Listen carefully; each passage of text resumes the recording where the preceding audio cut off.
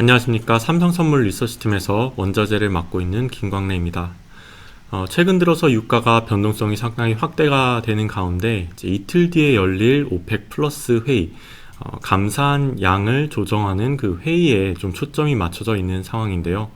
이번 시간에는 3월 전망으로 오펙 플러스 회의에 쏠린 시선이라는 주제를 중심으로 발표를 시작해 보도록 하겠습니다.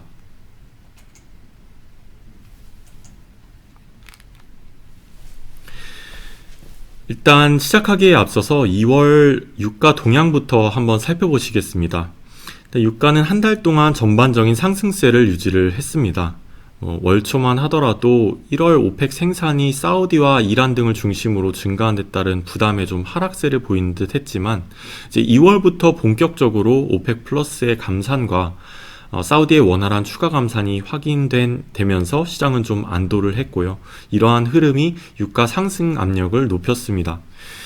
또한 계절성을 역행하면서 미국 내 재고가 꾸준히 감소를 했고, 그리고 OECD 재고도 가파른 감소세를 이어가면서 유가를 지지를 했습니다.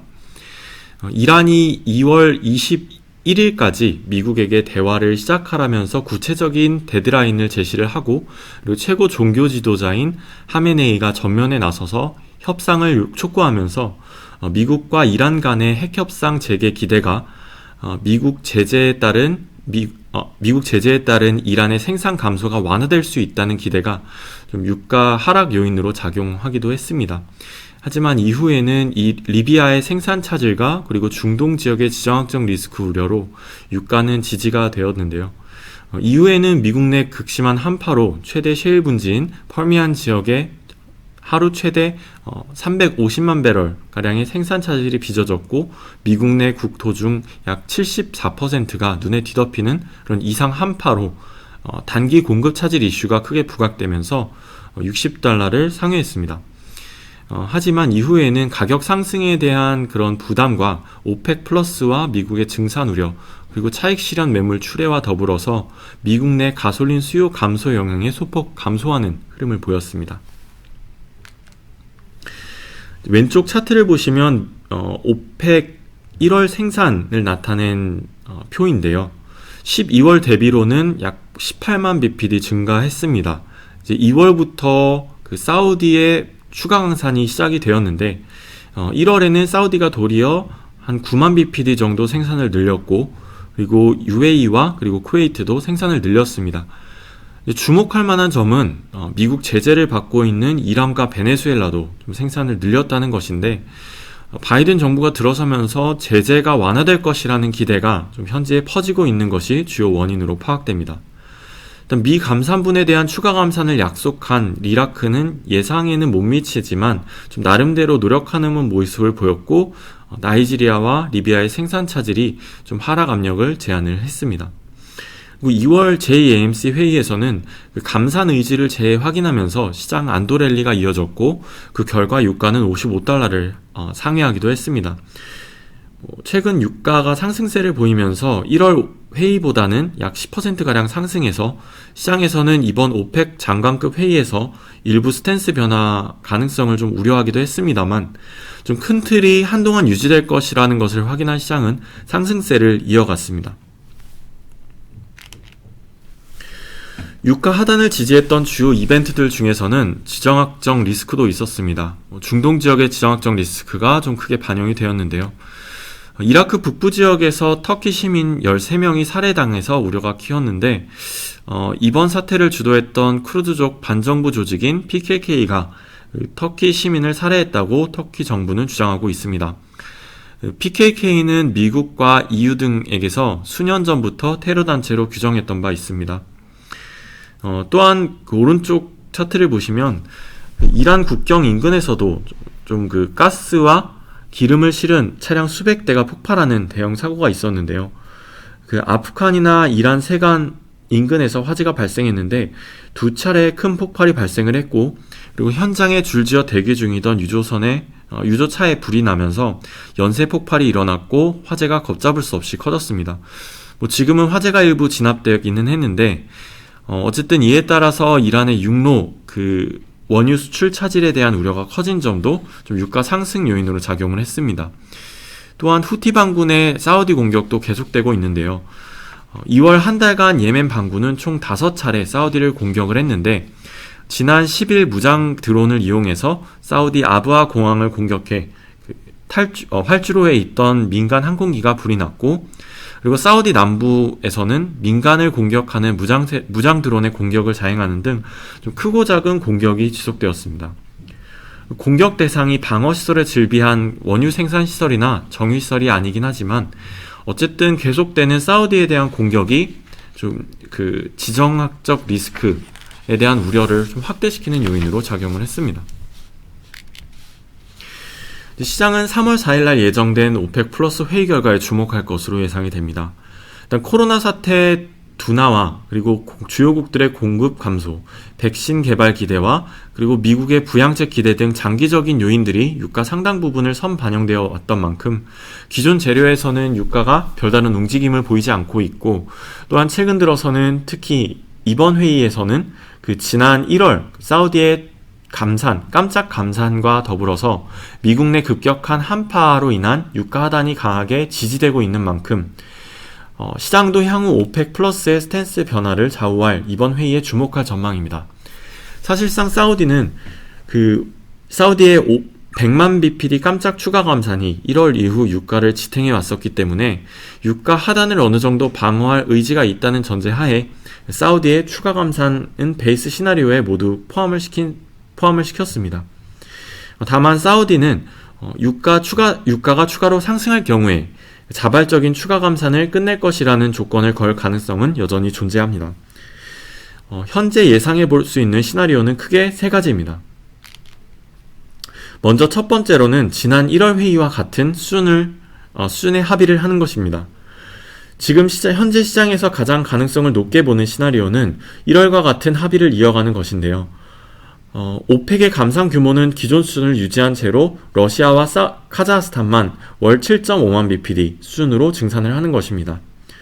아무리 유가가 상승했다고는 하지만 이에 대한 합의를 위해서는 오펙을 납득시킬 명분이 필요합니다. 유가 상승을 위해서 오펙 플러스가 감산을 진행하고 있는데 유가가 상당한 강세를 보였기 때문에 어떠한 형태로든 이들을 달랠 무언가가 필요한 상황입니다. 이를 위해서는 이들의 증산 움직임을 상쇄할 수 있는 사우디의 100만 bpd 추가 감산이 지속되어야 할 것입니다. 이 경우에는 유가가 현 수준의 지지력을 유지할 가능성이 높다라고 판단이 됩니다. 두 번째로는 오펙 플러스가 최대 중산폭인 50만 bpd가 아닌 일부 증산을 결정하는 것입니다.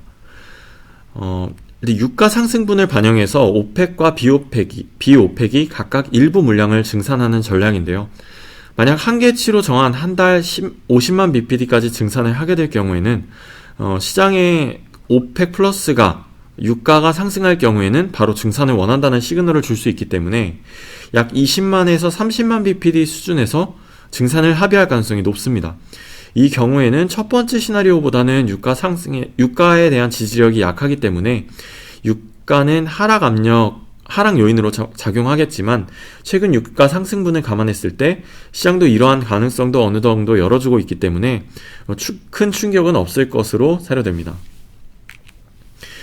세 번째로는 러시아의 양보로 현상을 유지하는 것입니다. 여기서 현상 유지라고 하는 것은 오펙 플러스 국가가 현 수준의 감산을 유지하는 데 합의하는 것을 의미합니다. 2월과 3월 총 15만 bpd를 증산한 러시아와 카자흐스탄은 4월에는 3월과 같은 양인 각각 925만 bpd 그리고 143만 bpd를 유지하고 다른 오펙국들도 증산 없이 3월 수준의 감산 쿼터인 2212만 bpd를 유지하는 데 합의하는 것입니다. 물론 사우디의 100만 bpd 추가 감산을 포함한다는 전제 하입니다. 다만 이를 위해서는 사우디가 현재 증산을 강력하게 요구하고 있는 러시아를 설득해야 하는데 뚜렷한 보상책이 없기 때문에 쉽지 않은 상황입니다. 만약 현상 유지에 합의할 경우에는 오펙 플러스의 단합력과 자제력을 확인한 유가가 강한 상승 압력을 받으며 상승 추세를 유지할 전망입니다. 그 외에도 유가의 지지력을 보일 수 있는 지대한 그런 변동성을 확대시킬 수 있는 요인들도 존재합니다. 물론 가능성은 상대적으로 낮은데요. 오펙 플러스가 최대 변동폭인 50만 bpd를 증산을 결정을 하거나 사우디가 100만 bpd의 추가 감산을 4월부터 철회할 경우에는 유가는 강한 하락 압력을 받을 것입니다. 지난 1월 회의에서 사우디의 깜짝 추가 감산 발표 이후에 유가가 $50를 돌파하면서 상승세를 이어갔고, 그리고 2월 초 사우디의 추가 감산을 확인한 시장이 안도하면서 추가 상승을 이어간 점을 감안했을 때 반대급부로 오는 충격이 상당할 수 있는 만큼 주의를 요할 것입니다. 또한 정말 극단적인 케이스이긴 하지만 증산을 요구하는 러시아와 그리고 감산을 유지하자는 사우디 간의 최종 합의에 실패할 경우도 작년 3월 러시아와 사우디의 치킨 게임이 촉발됐던 때를 돌이켜보면 완전히 배제하기는 어렵습니다.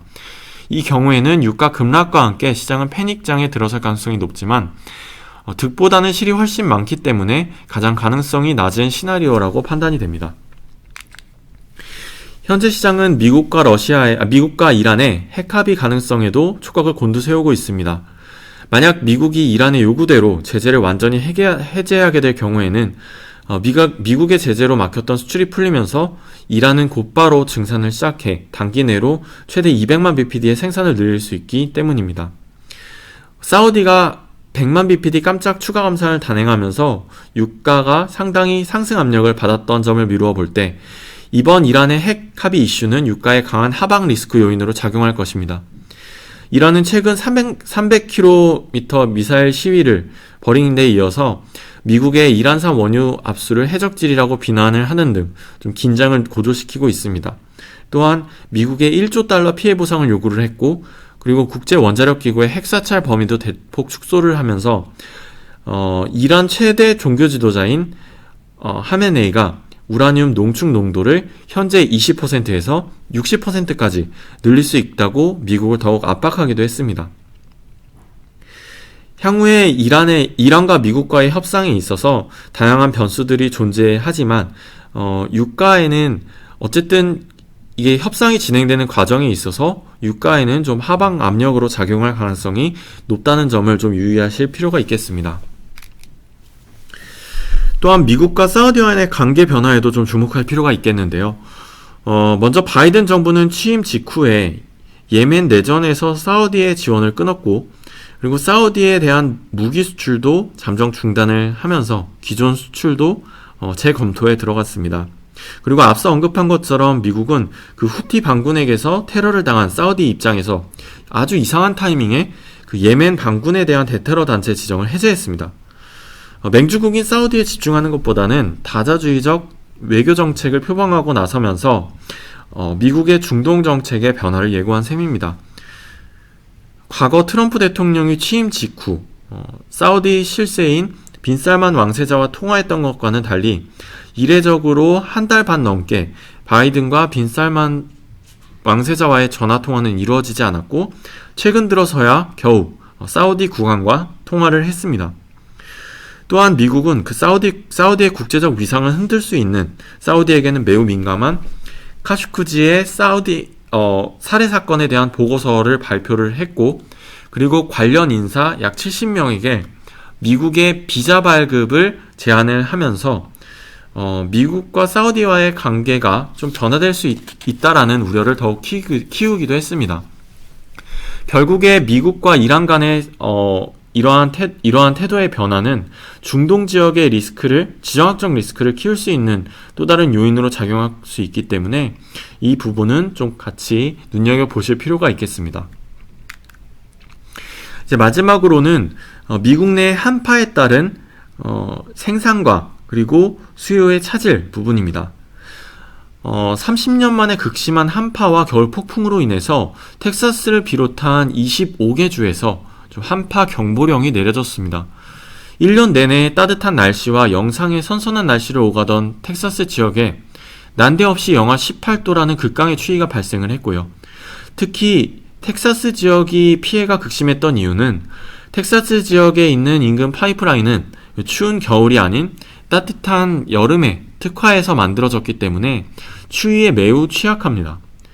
펄미안 지역 원유 생산시설은 한때 400만 bpd가량의 생산 차질이 빚어졌으며, 그리고 정유시설도 약 350만 bpd가량 가동이 중단되기도 했습니다. 단기 공급 차질 이슈가 부각되면서 유가 상승 요인으로 작용하기도 했지만 본토 48개 주 가운데 45개 주가 눈이 뒤덮이면서 가솔린 수요가 감소한 영향도 함께 존재한 점이 과도한 상승을 제한했습니다.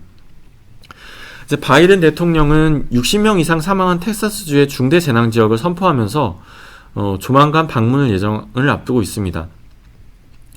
이제 텍사스는 연방 정부의 지원 자금을 받게 되고 주민들 같은 경우는 재산 손실 보전을 위해서 저렴한 대출과 그리고 임시 주거를 비롯해서 주택 수리를 위한 보조금을 신청할 수가 있습니다. 그러니까 한파 이슈와 관련해서는 미국 내 생산시설 복구와 그리고 생산 재개가 얼마나 빨리 이어질지 여부에 주목할 필요가 있고요. 그리고 향후 수중간 발표되는 미국 재고와 더불어서 미국 내 단기 생산 차질 그리고 단기 수요 급등락분이 반영되는 데이터들이 대부분이 되기 때문에 이러한 부분들은 좀 감안해서 보실 필요가 있으시겠습니다.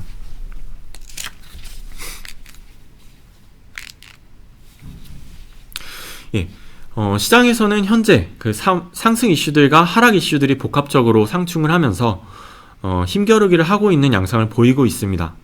아직까지는 뚜렷한 방향성을 설정하기에도 투자자들도 큰 부담을 느낄 만한 반대급부 요인들이 다양하게 존재하기 때문에 방향성 베팅보다는 $60 전후로 좀 눈치 보기 흐름이 이어가고 있습니다.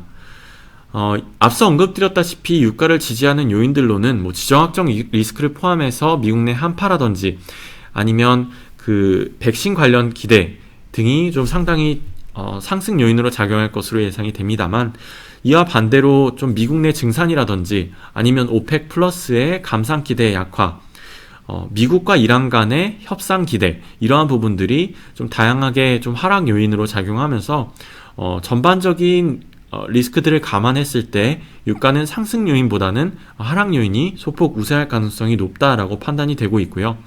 또 앞서 언급드렸다시피 유가는 오펙 플러스 회의 결과에 주목할 것으로 예상이 되고 있습니다.